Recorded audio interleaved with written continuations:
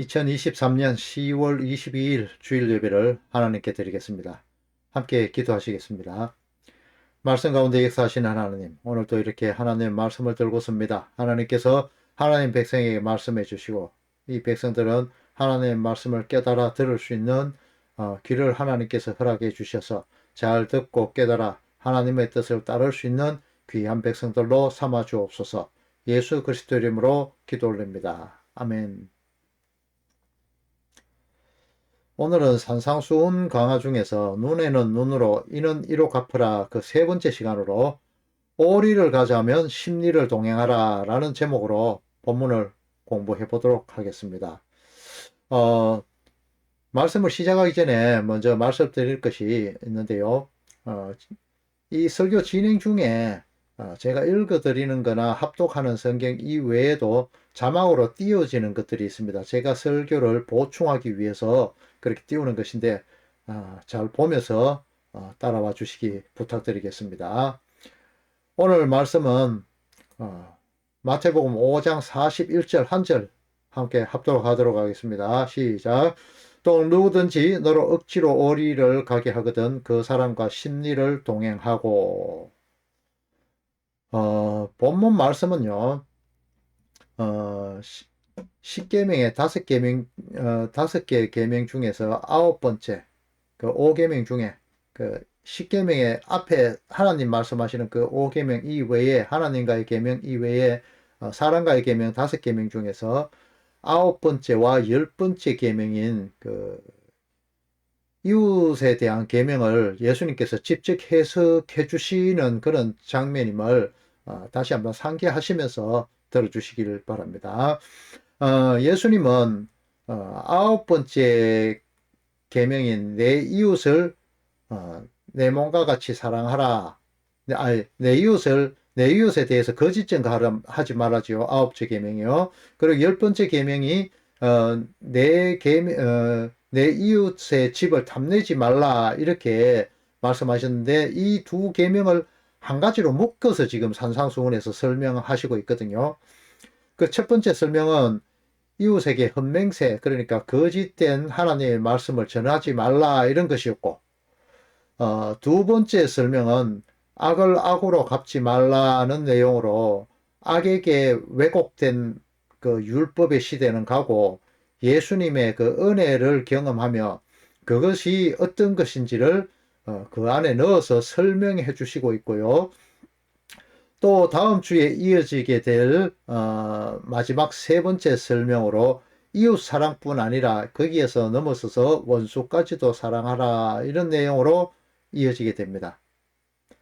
오늘은 그 두 번째 설명, 악은 악으로 갚지 말라는 내용 중에 그 세 번째 내용인 오리와 십리 이 부분에 대해서 성경이 말하는 그 뜻이 무엇인지를 한번 심도 있게 공부해 보도록 하겠습니다. 본문을 이해하기 위해서는 먼저 풀어야 할 단어가 있습니다. 본문에 나오는 억지로라는 단어와 심리라고 하는 단어가 아주 중요한 해석의 포인트가 됩니다. 먼저 억지로라는 단어는 역사적인 배경이 있습니다. 히브리어에서는 억지로라는 그런 단어가 없거든요. 이 역사적인 배경은 조금 이따 다시 한번 설명을 드리겠습니다.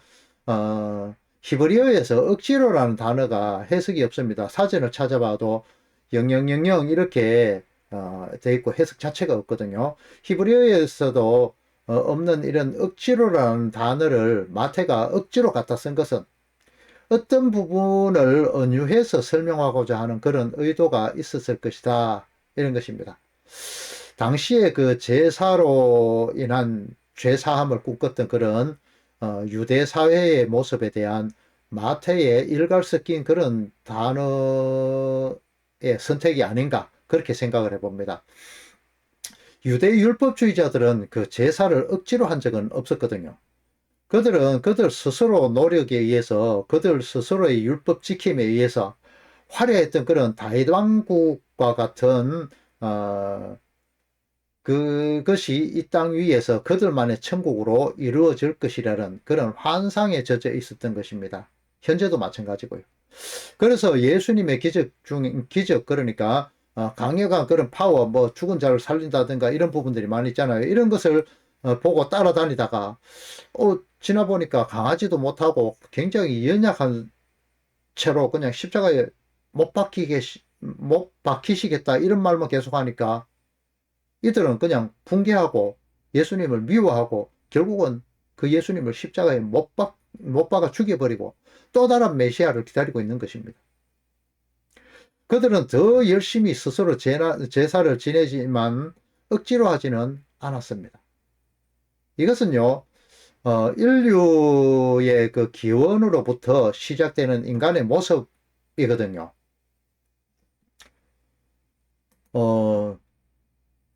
이 인류의 기원에서 보면은요, 우리 저번에 한번 또 제가 이 말씀을 드렸지만은,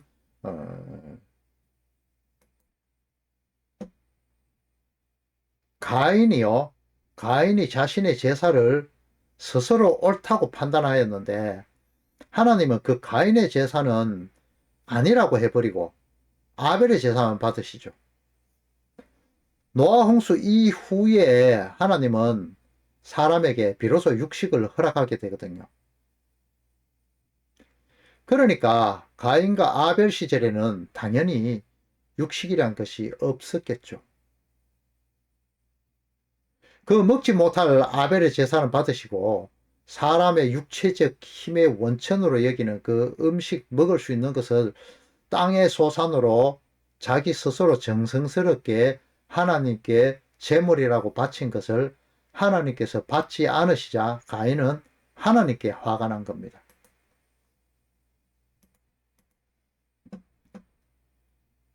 그리고 아벨은 아담에게 입혀진 짐승의 가죽옷에 대한 하나님의 구원의 뜻을 알았습니다.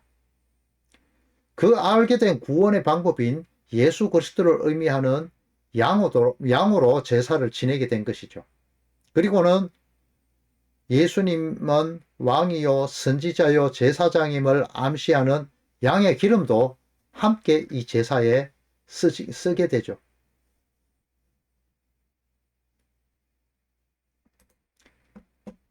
아담에게 입혀진 그 짐승의 가죽 옷과 아벨의 그 제사에 사용되어진 양의 도살로 인한 그 가죽은 이후에 광야 40년 동안 히브리인들의 그 신앙의 중심이 되어진 성막 위에 덮이게 되는데요.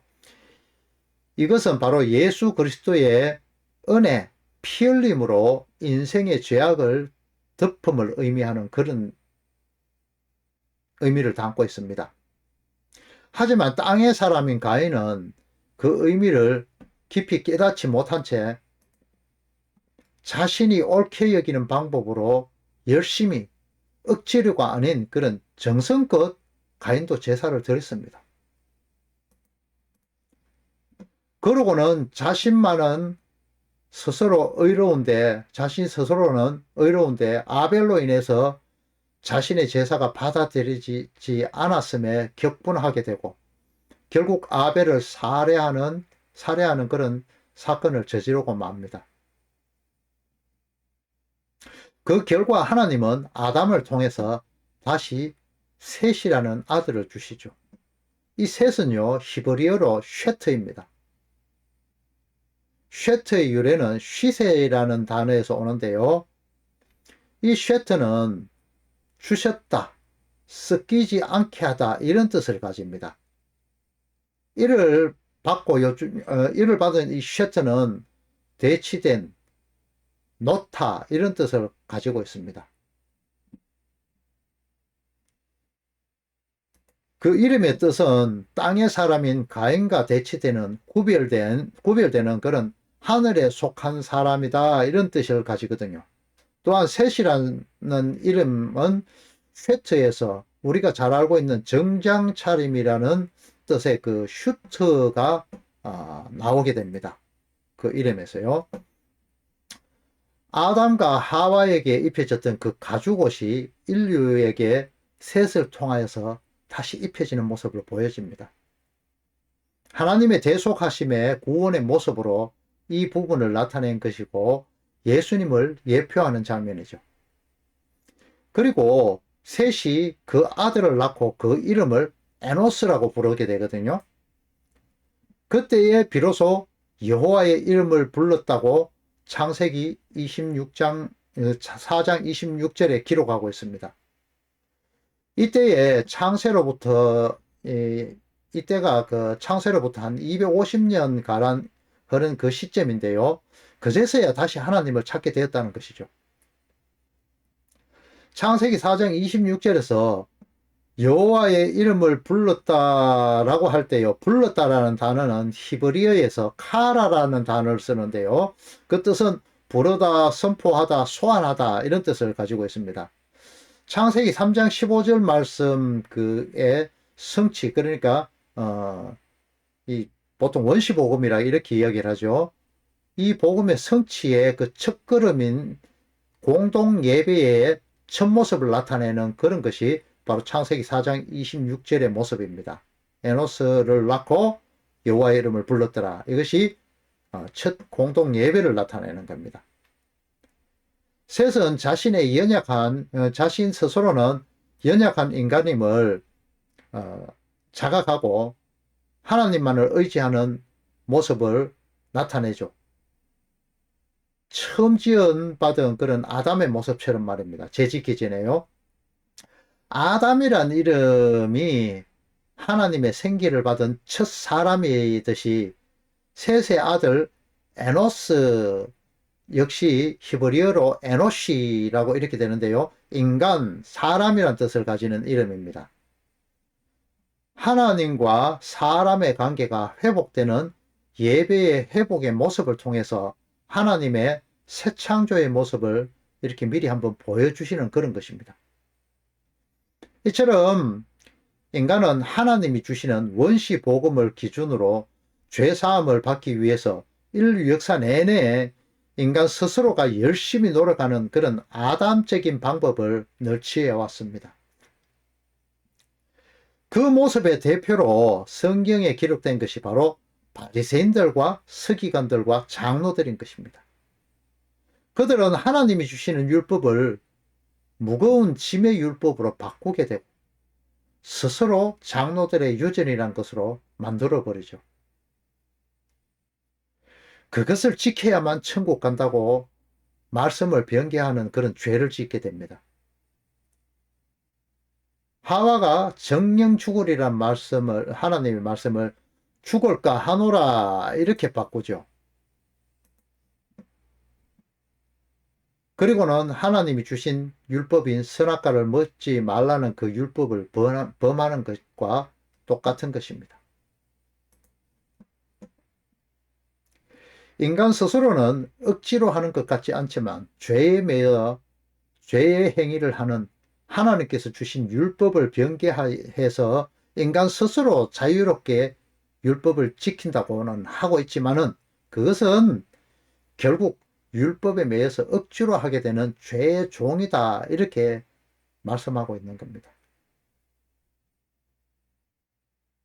요한복음 8장 33절에 나오죠. 이렇게 이 사람들은 종이 된 적 없다고 합니다. 하지만 예수님은 34절에요. 요한복음 8장 34절에 죄를 범하는 자마다 죄의 종이라고 하면서 그 유대인들을 책망하고 있거든요.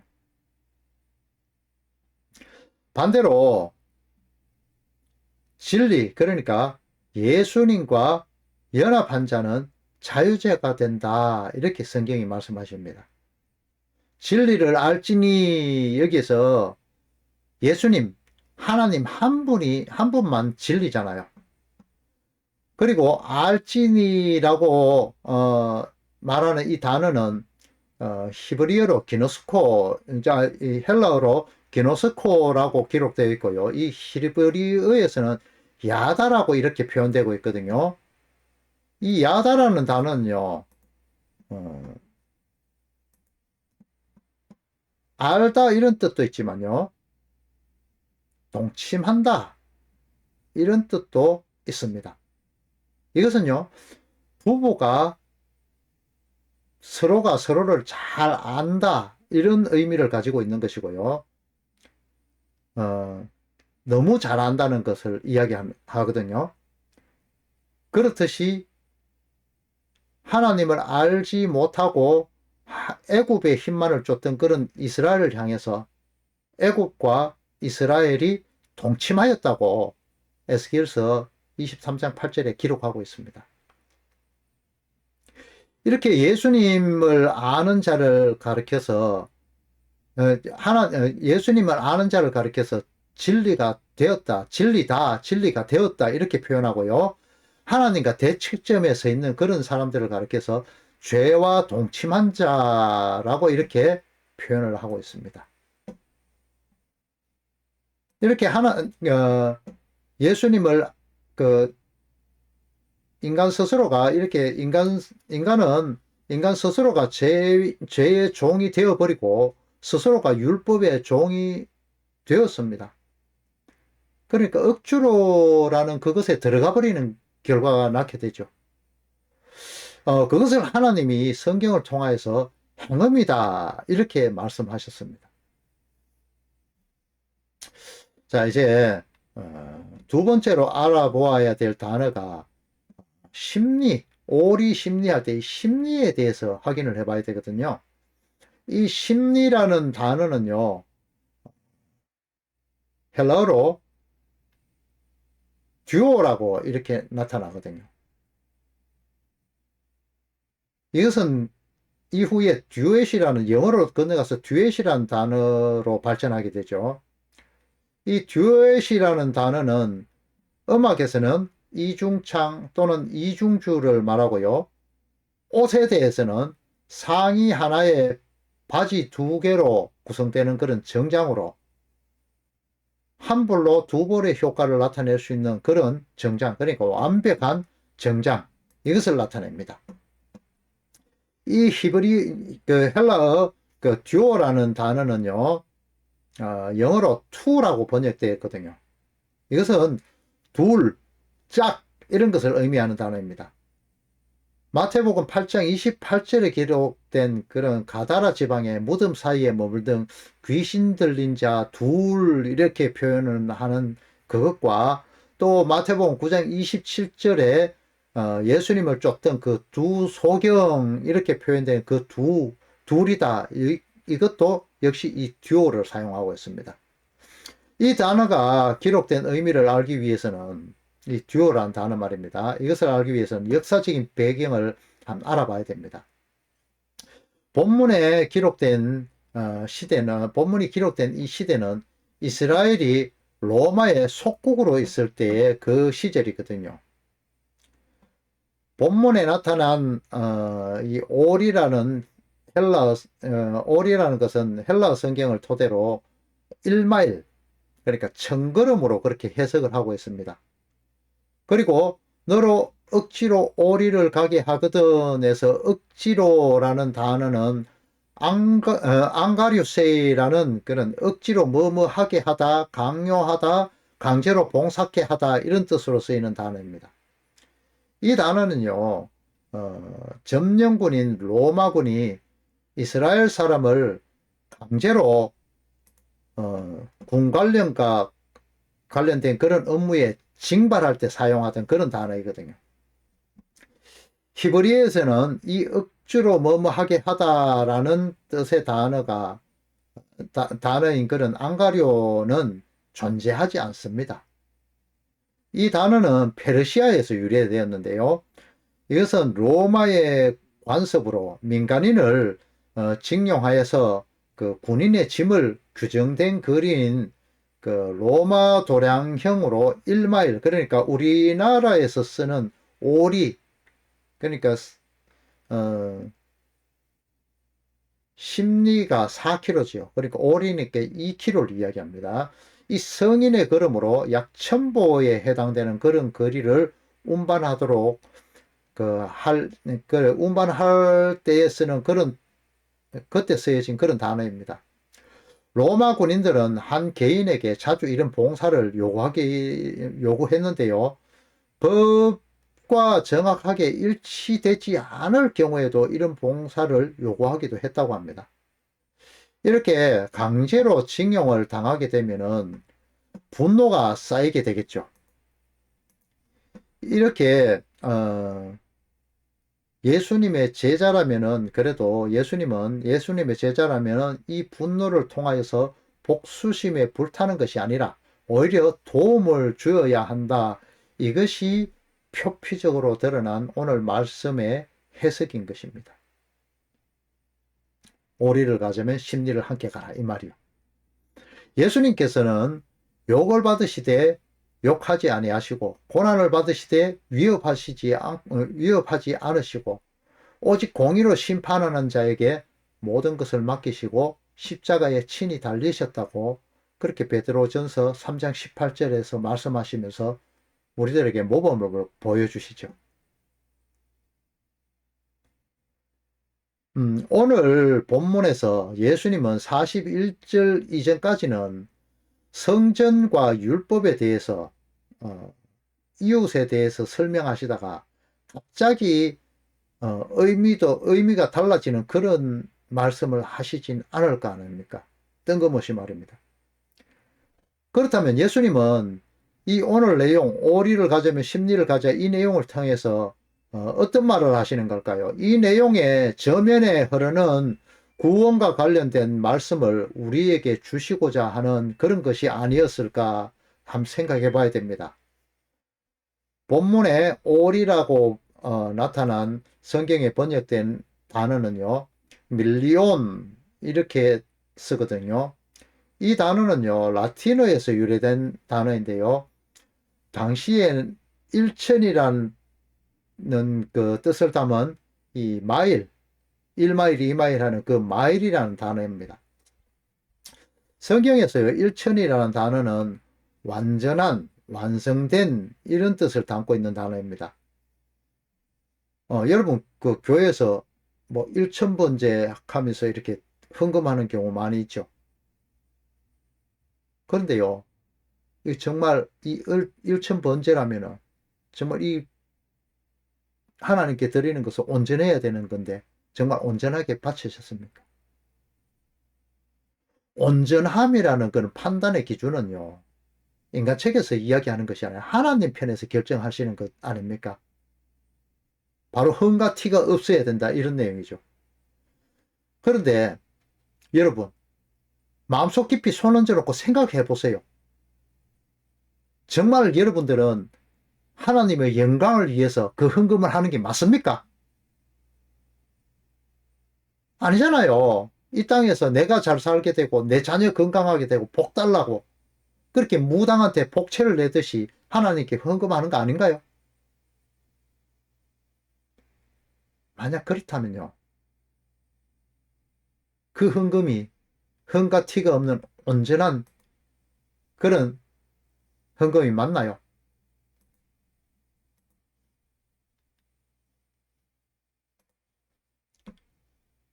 이런 것을 보고 하나님은 이사야서 1장 11절을 통해서 이렇게 말씀하십니다. 여호와께서 말씀하시되 너희의 무수한 재물이 내게 무엇이 유익하뇨? 나는 수양의 번제와 살찐 짐승의 기름에 배불렀고 나는 수송아지와 어린 양이나 수염소의 피를 기뻐하지 아니하노라. 하나님께서 원하시는 것은 인간이 내어놓는 것이 아니라 정말 온전하고 깨끗한 하나님께서 입혀주시는 그 예수님의 피에 빨아서 희게 된 그런 세마포인 그 성도들의 행위인 온전한 하나님만을 의지하고 그 세마포만을 입기 원하시거든요. 그리고 그분께서 입혀주시지 우리에게서 의해서 그 옷을, 우리 스스로 그 옷을 입을 수 없다고 이야기하는 겁니다. 마태복음 15장 11절에 나오죠. 사람 입에 들어가는 것은 더럽게 하고 입에 나오는 것이 사람을 더럽게 한다고요. 사람들이 내놓는 것은 다 흠이 있고 더러운 것일 수밖에 없습니다. 그 입으로 들어가는 그 말씀만이 사람을 깨끗하게 하실 수 있다. 이렇게 성경은 이야기하고 있습니다. 구약 헬라어에서 이 밀리온이라는 것은 히브리어에서 엘리프라는 단어로 쓰게 되는데요. 이것은 히브리어에서 수를 나타내는 그 단어로 쓰게 되는 것인데, 그 히브리어에는 일정한 알파벳 숫자가 없습니다. 그래서 히브리어 알파벳을 통해서 그 수를 나타내거든요. 역대상 29장 21절에서 역시 다윗이 하나님께 제사를 드릴 때 완전함으로 드린다는 표현으로 그 1,000마리로 그 제사를 한다, 이런 의미로 1천을 쓰거든요. 히브리어 첫 글자인 하나님, 소를 상징하는 알레프라는 단어가 이를 나타내는 그런 수사입니다. 그래서 엘레프는 1천이라는 것을 말합니다. 하나님을 뜻합니다. 완전한 것을 뜻합니다. 이 1천이라는 단어가 완전함을 표현하는 단어인데, 당시에 그 로마군에 의해서 자행되었던 강제 징용의 그 일들로 인해서 성경에서 보니까 1천 걸음이라고 표현되어 버렸죠. 또 그와 짝하는 듀오라는 단어를 그 배에 해당하는 2천 걸음 이를 뜻하는 심리, 이렇게 번역을 하게 된 겁니다. 우리말 성경은 이를 번역하면서 심리에 해당하는 4kg와 그 반에 해당하는 오리, 그러니까 2kg로 번역하는 거죠.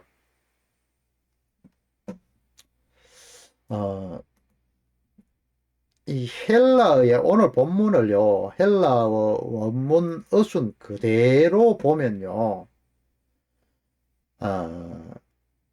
카이, 호스티스, 세, 앙가레우세이, 밀리온, 헨, 휘파게, 매트, 아우토스, 듀오, 이렇게 나옵니다. 이것은요, 또 누구든지 너로 억지로 뭐뭐 하게 하면 일천, 하나, 들어감, 후, 함께, 둘 또는 짝, 이렇게 직역이 되거든요. 이렇게 동행하고라는 단어가 휘파고입니다. 이것은 들어감, 어떤 목적지를 향해서 간다, 이런 뜻을 가집니다. 풀에 보면요, 누구든지 억지로 첫 번째 일천을 원하면 그와 짝인 두 번째 일천으로 들어가라, 이렇게 해석할 수 있습니다.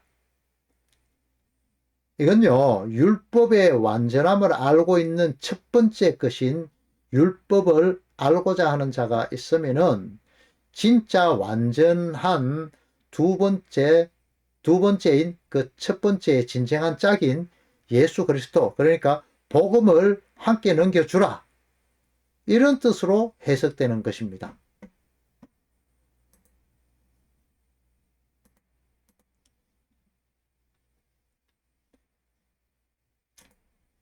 성경 한군들 보겠습니다.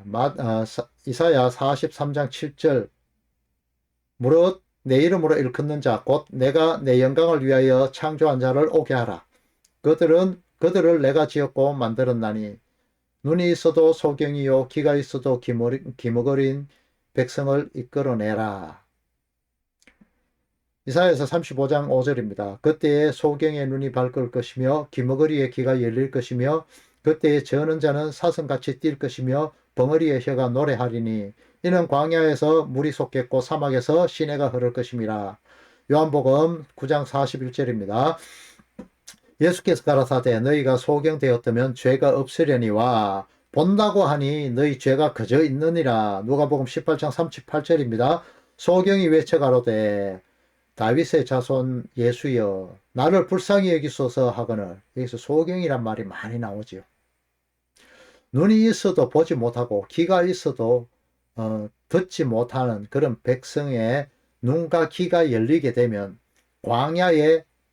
광야와 같게 되고 광야와 같고 사막과 같은 그 마음이 하나님의 말씀인 그 물이 그 속에서 솟아나 흐르게 된다. 이렇게 하나님 말씀이 이어지는 겁니다. 율법을 고수하면서 그것에 매여서 그것이 진리인 줄 알고 행하는 자는 스스로 본다고 하는 자이나 소경인 줄 알아야 되고, 약속된 다윗의 자손으로 오시는 구원자를 찾아서 소경됨을 벗고자 하는 자는 예수님께서 그 눈을 열어주신다고 그렇게 말씀하시는 겁니다.